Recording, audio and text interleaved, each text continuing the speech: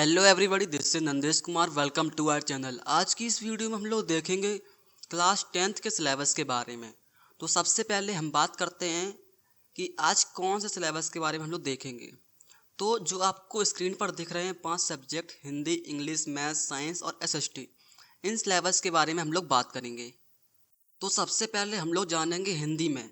हिंदी में आपके 2 सब्जेक्ट होंगे, यानी कि 2 चॉइस।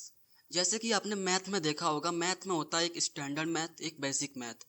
ऐसे ही हिंदी में होता है कोर्स ए, कोर्स बी। तो कोर्स ए में क्या होता है, आपकी 2 बुक्स होती हैं, क्षितिज और कृतिका। जिसमें से क्षितिज के 2 पार्ट्स होते हैं, एक काव्य खंड और दूसरा गद्य खंड। काव्य खंड में क्या होता है, जो कि हमारी संस्कृत की पोएम्स होती हैं वो काव्य खंड में आती हैं, और जो भी स्टोरीज होती हैं फुल चैप्टर वाली, वो गद्य खंड में आती हैं।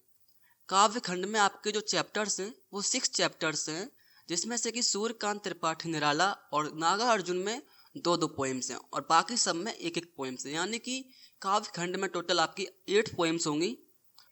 और उसके बाद गद्य खंड में आपके 6 चैप्टर्स होंगे, जिसका कि नाम आपको दिख रहा होगा और राइटर का नाम दिख रहा होगा।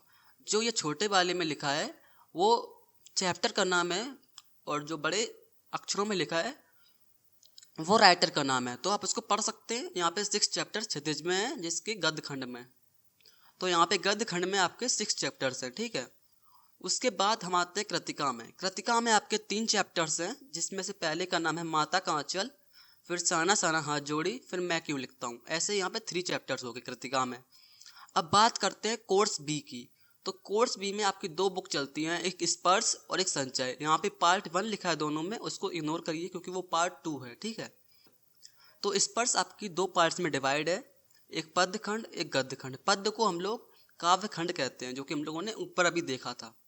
तो पद्य खंड में यहाँ पे 7 चैप्टर्स हैं, और गद्य खंड में यहाँ पे 7 चैप्टर्स हैं। यानी कि हम लोग बोल सकते हैं कि स्पर्श पार्ट 2 में टोटल 14 चैप्टर्स हैं, और फिर संचय में यहाँ पे 3 चैप्टर्स हैं।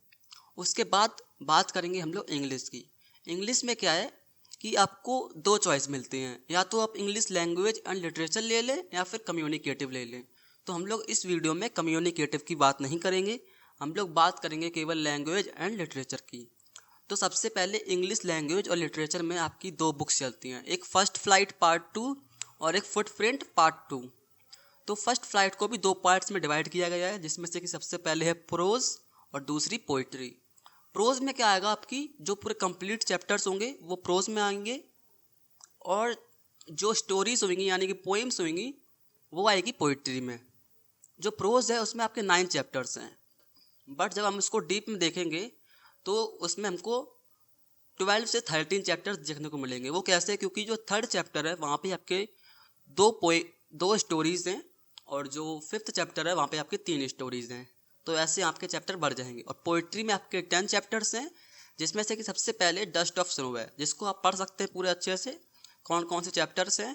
उसके बाद आते हैं फुटप्रिंट में। फुटप्रिंट में आपको 9 चैप्टर्स मिलेंगे, जिसमें से कि सबसे पहले है द ट्रायम्फ ऑफ सर्जरी, उसके बाद थीफ स्टोरी। ऐसे ही सारे चैप्टर्स हैं। फिर उसके बाद हम लोग आगे बढ़ेंगे तो देखेंगे मैथ्स। मैथ्स में आपके 14 चैप्टर हैं, जिसमें से कि मैथ बेसिक और स्टैंडर्ड में दोनों में एनसीईआरटी से आता ही आता है। और जो स्टैंडर्ड वाले होते हैं उनको रेफरेंस चाहिए बेसिक वालों को भी होती है। जो स्टैंडर्ड वाले होते हैं उनके में कहीं से भी क्वेश्चन आ सकता है, और जो बेसिक वाले होते हैं उनकी एनसीईआरटी से रिलेट करके आते हैं। उसके बाद साइंस में, तो साइंस में देखेंगे आप कि 13 चैप्टर्स हैं, जिसमें से कि स्टार्टिंग के ये 4 आपके केमिस्ट्री के हैं, और फिर मिडिल के ये 4 बायो के हैं, और लास्ट के ये 5 फिजिक्स के हैं। जिसमें से कि आप देख सकते हैं और आप पढ़ सकते हैं चैप्टर्स के नाम, ठीक है। उसके बाद देखेंगे हम लोग सोशल साइंस, जिसमें से कि आपकी 4 बुक्स हैं, जिसमें से कि फर्स्ट वाली बुक को आप लोग जानते होंगे हिस्ट्री के नाम से, और सेकंड वाली बुक को जानते हैं आप लोग सिविक्स के नाम से, और थर्ड वाली बुक को जानते हैं ज्योग्राफी के नाम से, और फोर्थ जो कि आपको 9th में पढ़ी होगी बट उससे पहले नहीं पढ़ी होगी, उसको इकोनॉमिक्स के नाम से जानते हैं, ठीक है। तो जो हिस्ट्री में आपके चैप्टर्स हैं वो कुल 5 चैप्टर्स हैं, जिसमें से कि 4th वाला चैप्टर आपके बोर्ड में नहीं आएगा। आपके स्कूल वाले भले ही पूछ लें बट वो पूछेंगे नहीं, क्योंकि स्कूल वाले एक्स्ट्रा सिलेबस नहीं कराएंगे जो बोर्ड में नहीं आ रहा। तो यहाँ पे आपके 4 चैप्टर्स हैं जो कि आपके बोर्ड में आएंगे। उसमें से थर्ड वाला भी आपका केवल 1 से लेके 1.3 तक आएगा।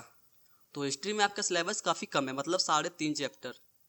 उसके बाद आते हैं ज्योग्राफी में। तो ज्योग्राफी में आपके 7 चैप्टर्स दिखाई दे रहे हैं आपको, बट इसमें से 6 कंप्लीट चैप्टर्स आएंगे और जो 7th वाला है लाइफलाइन ऑफ नेशनल इकोनॉमी, इसमें से केवल आपको मैप दिया जाएगा, ठीक है। उसके बाद आते हैं हम लोग सिविक्स में। सिविक्स में आपके 5 चैप्टर्स हैं जो कि 5 पूरे कंप्लीट पढ़ने हैं हम लोगों को। उसके बाद इकोनॉमिक्स में आपके 5 चैप्टर्स हैं जिसमें कि केवल 4 चैप्टर्स आएंगे आपके बोर्ड एग्जाम में, और 5th वाला चैप्टर आपके केवल प्रोजेक्ट वर्क के लिए आ सकता है, आपके स्कूल वाले देंगे तो, ठीक है। तो यहाँ पे हमारे सारे चैप्टर्स कंप्लीट हो गए हैं। अगर आपको जानना है कि इस सिलेबस को कैसे स्टार्ट करें या कैसे पढ़ें और इसके लिए वीडियो चाहते हैं तो आप कमेंट कर सकते हैं स्टार्ट, ठीक है। और आपको वीडियो अच्छी लगी हो तो लाइक कर दीजिए, और कोई भी डाउट आया हो उसको कमेंट में पूछ लीजिएगा। और अगर आपको वीडियो चाहिए कि कैसे स्टार्ट करें सिलेबस तो उसके लिए कमेंट में लिख दीजिए स्टार्ट या स्टडी, ठीक है। और ऐसी बहुत सारी वीडियो चाहिए हो तो कर दिए चैनल को सब्सक्राइब। मिलते हैं नेक्स्ट वीडियो में, तब तक के लिए टेक केयर।